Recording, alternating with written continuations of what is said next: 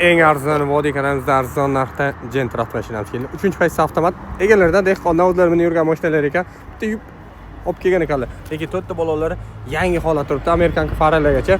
Salon qismlari ham 2019-yil 143 ming probekda. Mashinalar yaxshi holatda, toza chexol, evakor ko'ringlar.